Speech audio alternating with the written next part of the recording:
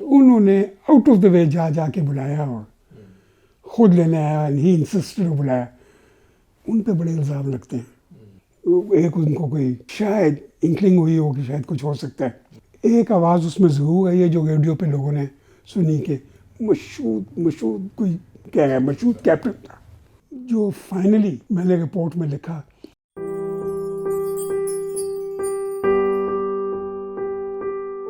बड़ा मुश्किल सवाल है और इसकी इंक्वायरी की थी एक अगेन बड़े अच्छे अफसर कमोडो अब्बास मिर्ज़ा साहब, आपने हालिया इधर ही रहते वो, इन्होंने इनसे भी बहुत बात की, ये की। तो उन्होंने कहा कि जी जो फाइनली मैंने रिपोर्ट में लिखा कि शायद वो मैंगो के क्रेट्स और उसके अंदर शायद कोई फास्ट एक्टिंग एक्सप्लोजिव था जिसका पता नहीं चलता था, नॉइज़ नहीं, उसने सबको इनकैपेसिटेट किया। और हुआ ये कि साथ आपको पता है बहुत कुछ लिंक है कि ये वहाँ गए, नहीं जाना चाह रहे थे और बहुत लोग, नाम नहीं लेंगे मगर इनके जो नंबर 2 थे वो जनरल साहब, लेकिन जो बाद में यूएसए भी चले गए और नेशनल सिक्योरिटी एडवाइज़र भी थे, कि उन्होंने आउट ऑफ द वे जा के बुलाया और खुद लेने आया, ही इंसिस्टेड बुलाया। उन पे बड़े इल्ज़ाम लगते हैं। ये नहीं है आप किसी फौजी को अकेला बैठा करें उससे बात करें तो वो अच्छी बात नहीं करेगा, मगर ओपनली नहीं बात करते लोग। तो ये गए, जब वापस आ गए थे, वो जनरल ज़ियाउल हक भी अक्लमंद इंसान था। उन्होंने देखा वो टैंक की जो ट्रायल्स थी वो ख़ास अच्छी नहीं हुई, फेलियर थे, नहीं वो टैंक इतना अच्छा परफॉर्मेंस नहीं कर सका।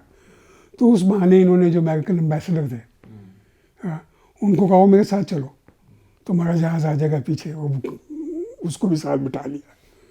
तो यानी आई एम श्योर इसकी 2-3 वजह हो सकती है। एक ये कि he was a very shoot man, एक उनको कोई शायद इंक्लिंग हुई हो कि शायद कुछ हो सकता है, गए।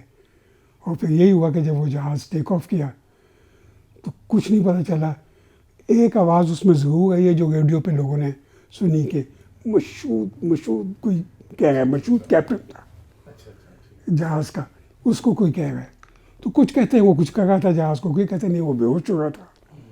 तो पीछे से किसी ने आवाज़ मारी ये क्या हो रहा है, बट वो C-130 जब आउट ऑफ कंट्रोल खुद ही छोड़ देना तो उसका वेट ऐसे होता है कि नीचे की तरफ करता है, स्पीड पकड़े जाती है तो यूँ हो जाता है, थोड़ा स्पीड कम होती है तो फिर नीचे हो जाता है। वो फूगॉइड इसको कहते हैं जी। फूगॉइड मनूवर में गया, उसमें क्रैश हो गया।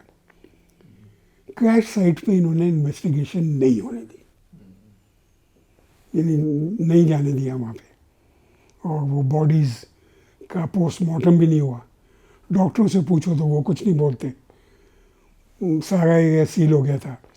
वहाँ पे ये भी बताया किसी ने कि जो फेंस एयरफील्ड के एरिया था वो भी टूटा हुआ था, और वहाँ निशान थे कि कुछ लोग शायद अंदर आए हों जहाज़ को छेड़ने या वहाँ से कुछ उठाने या इन्वेस्टिगेशन करने।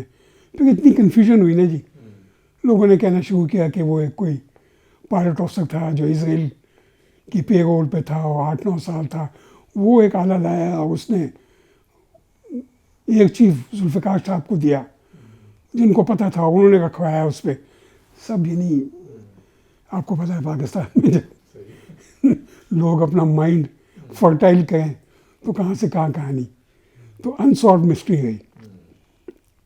ये जनरल चक हॉर्नर एक है, वो सेंटकॉम के कमांडर थे गल्फ वॉर में, और उनका आना जाना पाकिस्तान में काफ़ी था।